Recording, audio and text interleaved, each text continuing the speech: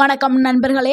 நம்ம எல்லாருக்கும் தெரிஞ்ச விஷயம் விட்டமின் சி அப்படின்னு சொன்னால் நம்மளுக்கு நினைவில் வர்றது நெல்லிக்காய் தாங்க. நெல்லிக்காய் மட்டும்தான் இருக்கிறதுலே விட்டமின் சி அதிகமாக இருக்குதுன்னு நம்ம இவ்வளோ நாளாக நினச்சிக்கிட்டே இருக்கிறோம். ஆனால் நெல்லிக்காயை விட 13 மடங்கு, ஒரு மடங்கு இல்லை, 2 மடங்கு இல்லைங்க, 13 மடங்கு அதிக அளவில் விட்டமின் சி கொண்ட பழங்கள் இருக்குது. அதுவும் உலகத்திலேயே நெல்லிக்காயை விடையும் சரி, உலகத்திலேயே விட்டமின் சி அதிகமாக கொண்ட பழங்கள் ஒரு பழம் இருக்குது. ஸோ அந்த பழத்தையும் நம்ம பார்க்க போகிறோம். ஸோ இந்த பழங்களை நம்ம தினமும் சாப்பிட்டோம்னா நம்மளுக்கு நோய் எதிர்ப்பு சக்தி பல மடங்கு அதிகரிக்கும். சளி, காய்ச்சல் இதெல்லாம் குறையும். தோலை ரொம்ப இளமையாக வச்சுக்கிறதுக்கு இந்த பழங்கள் உதவி பண்ணும்.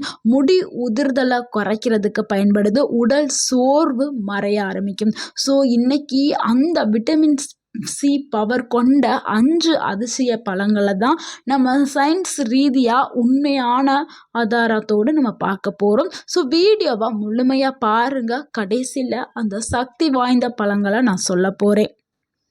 விட்டமின் சி ஏன் நம்மளுக்கு ரொம்ப முக்கியம், ஏன் அதை பற்றி நம்ம இவ்வளோ தூரத்துக்கு பேசிகிட்டு இருக்கோம் அப்படிங்கிறத நம்ம பார்த்துடலாம். விட்டமின் சி நம்ம உடலுக்கு மிகவும் அவசியமான ஒரு சத்தாக இருக்குது. ஏன்னா உடலில் கொலாஜனை உருவாக்குறதுக்கு விட்டமின் சி தான் பயன்படுது. முக்கியமாக நம்ம எப்போவுமே இளமையாக இருக்கணும்னா அதுக்கு விட்டமின் சி ரொம்ப ரொம்ப முக்கியம். விட்டமின் சி தான் நம்மளுடைய தோள்களை பளபளப்பாக வச்சுக்கிறதுக்கு, சுருக்கங்களை போக்குறதுக்கு, சுருக்கம் வராமல் தடுக்கிறதுக்கு எல்லாமே விட்டமின் சி தான் பயன்படுது. ஸோ ரத்த நாளங்களை பலப்படுத்துறதுக்கும் பல நோய்களுடைய தாக்கத்திலிருந்து நம்மளை மீட்கிறதுக்கும் விட்டமின் சி பயன்படுது. இரும்பு சத்து உறிஞ்சுறதுக்கும் விட்டமின் சி பயன்படுது. அதே மாதிரி இம்யூனிட்டியை பூஸ்ட் செய்கிறதுக்கும் விட்டமின் சி பயன்படுது. ஸோ முக்கியமாக நம்ம உடல் விட்டமின் சியால் தான் உருவாக்கவே பட்டிருக்குது. ஸோ விட்டமின் சியால் தான் உருவாயிட்டிருக்குது. ஸோ விட்டமின் சி அதனால் ரொம்ப ரொம்ப முக்கியம். அதனால தான் நம்ம உணவில் எப்போவுமே விட்டமின் சியை எடுத்துக்கிட்டே இருக்கும். ஸோ அதனால தான் நம்ம எல்லாருமே நெல்லிக்காயை சாப்பிட்றோம், விட்டமின் சி அதிகமாக இருக்குன்னு.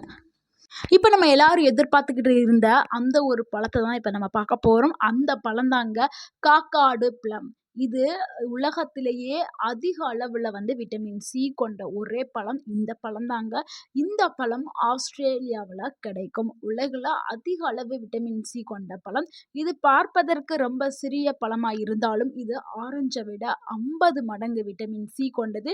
நெல்லிக்காயை விட 13 மடங்கு விட்டமின் சி கொண்டது. ஸோ இதனுடைய பயன்கள் என்னென்னா, உடனடியாக நம்மளுக்கு இம்யூனிட்டியை பூஸ்ட் பண்ணும். ஸோ அந்த அளவுக்கு இந்த காயில் இந்த பழத்தில் அவ்வளவு சத்துக்கள் இருக்குது. நம்மளுடைய தோள்களை பிரகாசமாக வச்சுக்கிறதுக்கு பயன்படுது. முக்கியமாக வயதான தோற்றத்தை தாமதப்படுத்துறதுக்கு பயன்படுது. அதாவது முதுமையை தள்ளி வைக்கிறதுக்கு இந்த காய் பயன்படுது. ஸோ இது ஆஸ்திரேலியாவில் கிடைக்கக்கூடிய இந்த காயை இங்கே பேசுகிறீங்க அப்படின்னு நீங்கள் கேட்பீங்க, கண்டிப்பாக கமெண்ட் பண்ணுவீங்க. அதுக்காக தான் நான் சொல்கிறேன். இந்த பழம் நம்ம நாடுகளில் எல்லா இடங்கள்லையுமே, சூப்பர் மார்க்கெட், ஆன்லைன், ஆஃப்லைன் எல்லா இடங்கள்லேயும் இந்த பழத்தோடைய பவுடர் கிடைக்கிது. சப்ளிமெண்ட் வடிவிலையும் கிடைக்கிது. நீங்கள் இன்டேக்காக எடுக்கிறதா இருந்தால் சப்ளிமெண்ட்டாக வாங்கிக்கலாம். பவுடர் எக்ஸ்டர்னல் யூஸாகவும் யூஸ் பண்ணிக்கலாம், இல்லை இன்டர்னல் யூஸாகவும் யூஸ் பண்ணிக்கலாம். எல்லா இடங்கள்லையுமே இது அவைலபிளாக இருக்குது. இது நல்ல ஒரு ரிசல்ட்டை உங்களுக்கு கொடுக்கும். நிறைய பேருக்கு என்னென்னா முடி கொட்டுறதல் பிரச்சனை இருக்கும்.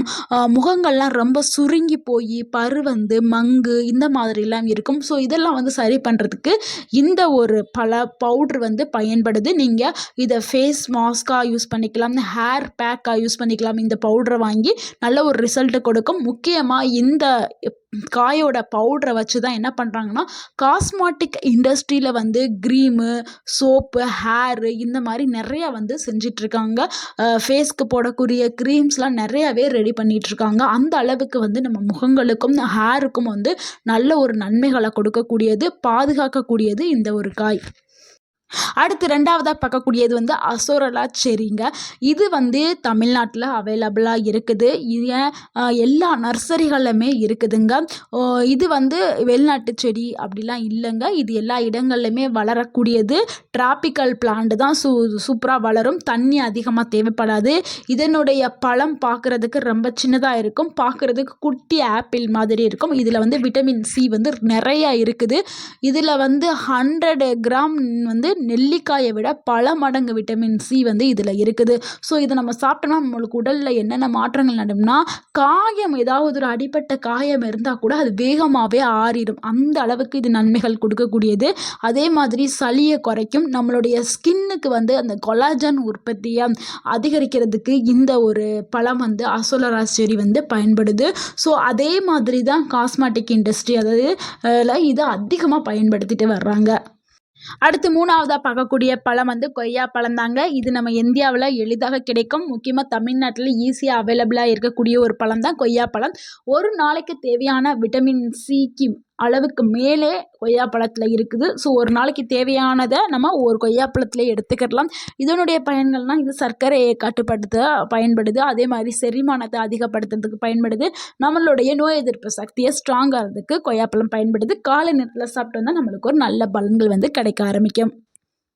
4வதா பார்க்கக்கூடிய பழம் என்னன்னா பிளாக் கரண்ட் தாங்க. இந்த பழத்தில் ஆன்டி ஆக்சிடென்ட் வந்து அதிக அளவில் இருக்குது. ஆன்டி ஆக்சிடென்ட் கிங் அப்படின்னு சொல்லலாம். இந்த பழத்தில் அவ்வளவுக்கு ரிச்சான ஆன்டி ஆக்சிடென்ட் இதில் இருக்குது. இதனால உங்களுக்கு என்ன நன்மை கிடைக்கும்னா, கண் பார்வை வந்து மேம்படுறதுக்கு இந்த பழம் பயன்படுது. அதே மாதிரி பிரெயினை ப்ரொடெக்ஷன் பண்ணுறதுக்கு இந்த பழம் பயன்படுது. நல்ல ஸ்கின்னை நல்லா க்ளோயிங்காக வச்சுக்கிறதுக்கு இந்த பிளாக் கரண்ட் வந்து பயன்படுது. ஏன்னா பிளாக் கரண்டில் விட்டமின் சியும் ஆந்தோசைனின் அப்படின்னு சொல்லக்கூடிய ஆன்டி ஆக்சிடென்ட் இருக்கிறனால இது ரெண்டும் சேர்ந்து உடலை எப்போவுமே வந்து ஆக்சிடேட்டிவ் டேமேஜில் இருந்து நம்மளை பாதுகாக்கிறதுக்கு இந்த ஒரு பழம் வந்து பயன்படுது. ஸோ இந்த பழத்தை நீங்கள் எடுத்துக்கிட்டே இருக்கும் பொழுது எப்பொழுதுமே நீங்கள் வந்து இளமையாகவே இருக்க ஆரம்பிப்பீங்க. 5வதா பார்க்கக்கூடிய பழம் என்னன்னா அதுதாங்க கிவி பழம். இந்த பழம் பார்ப்பதற்கு ரொம்ப சின்ன பழமாக இருக்கும். ஆனால் இதனுடைய சக்திகள் வந்து பெரிய அளவில் இருக்குது.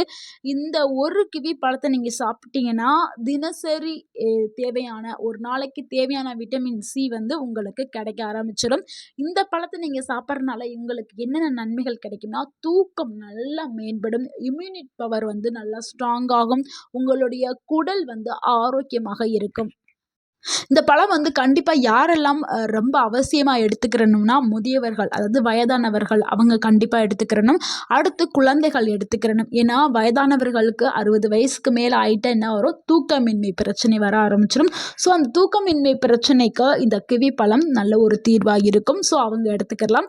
குழந்தைகளுக்கு அடிக்கடி இம்யூனிட்டி அதாவது பவர் வந்து கம்மியாக இருக்கிறதுனால நோய்வாய்ப்படுவாங்க. இருமல், சளி, காய்ச்சல் இந்த மாதிரி வரும். ஸோ அவங்களுக்கு கிவி பழத்தை நீங்கள் அடிக்கடி கொடுக்கும் பொழுது அவங்களுடைய அந்த நோய் எதிர்ப்பு மண்டலம் வந்து பலப்படுத்தப்படும். ஸோ இது வந்து இந்த பழம் வந்து இவங்க 2 பேருக்குமே ரொம்ப முக்கியமான ஒரு பழமாக இருக்குது. இந்த கிவி பழமும் எல்லா இடங்கள்லையுமே வந்து ஈஸியாக அவைலபிளாக இருக்குது. ஸோ வாங்கி பயன்படுத்துங்கள். இந்த பழங்களை எல்லாத்தையும் எப்படி சாப்பிட்றது நம்மளுக்கு முழு ஆரோக்கியம் கிடைக்கும்னா, வெறும் வயிற்றில் எப்போவுமே பழங்களை வந்து அதிகமாக சாப்பிடாதீங்க. ஃப்ரெஷ்ஷான ஃப்ரூட்டு தான் எப்போவுமே நம்மளுக்கு நல்ல ஒரு ஆரோக்கியத்தை கொடுக்கும். ஸோ ஃப்ரெஷ்ஷான ஃப்ரூட்ஸை வந்து சாப்பிடுங்க. ஃப்ரூட்டாகவே முடிஞ்ச அளவுக்கு கடித்து சாப்பிடுங்க. ஜூஸாக எடுக்க வேண்டாம். ஹோல் ஃப்ரூட்ஸையும் அப்படியே கடித்து சாப்பிடுங்க. தினமும் 1 அல்லது 2 வகை மட்டும் எடுத்துக்கிட்டால் போதும். யாரெல்லாம் இந்த பழங்களை சாப்பிடும் பொழுது கவனமாக இருக்கணும்னா, கிட்னி ஸ்டோன் ஹிஸ்ட்ரி இருக்கிறவங்க அளவு கட்டுப்பாடோடு சாப்பிடணும். அதே மாதிரி அசிடிட்டி ப்ராப்ளம் இருந்துச்சுன்னா சாப்பாட்டுக்கு பிறகு இந்த பழங்களை எடுக்கிறது ரொம்ப நல்லது. நண்பர்களே, நெல்லிக்காய் வந்து ஒரு நல்ல அருமையான பழந்தாங்க. ஆனால் நெல்லிக்காய் வந்து ஒரு புளிப்பு தன்மையாக இருக்கிறதுனால குழந்தைகள் வந்து விரும்ப மாட்டாங்க. அதுக்காக தான் நம்ம சொல்கிறோம். ஸோ அதுக்கு மாற்றாக நிறைய பழங்கள் வந்து அவைலபிளாக இருக்குது. முக்கியமாக உலகத்திலே அதை விட அதிக விட்டமின் சி கொண்ட பல பழங்களை இப்போ நம்ம பார்த்தோம். ஸோ அந்த பழங்களையும் நீங்கள் வாரத்தில் மாற்றி மாற்றி வாங்கி சாப்பிடுங்க. நோய் எதிர்ப்பு சக்தி அதிகரிக்கும். தோல் எப்போவுமே இளமையாக இருக்கும். உங்கள் உடல் எப்போவுமே சக்தியோடு இருக்கும். ஸோ இந்த வீடியோ உங்களுக்கு பயனுள்ளதாக இருந்திருந்தால் இந்த வீடியோவுக்கு ஒரு லைக் பண்ணுங்கள். இந்த வீடியோவை உங்களுடைய ஃப்ரெண்ட்ஸ் அண்ட் ஃபேமிலிக்கு ஷேர் பண்ணுங்கள். மறக்காமல் நம்ம சேனலை சப்ஸ்கிரைப் பண்ணுங்கள், சப்போர்ட் பண்ணுங்கள், கமெண்ட் பண்ணுங்கள். தேங்க்யூ ஃபார் வாட்சிங்.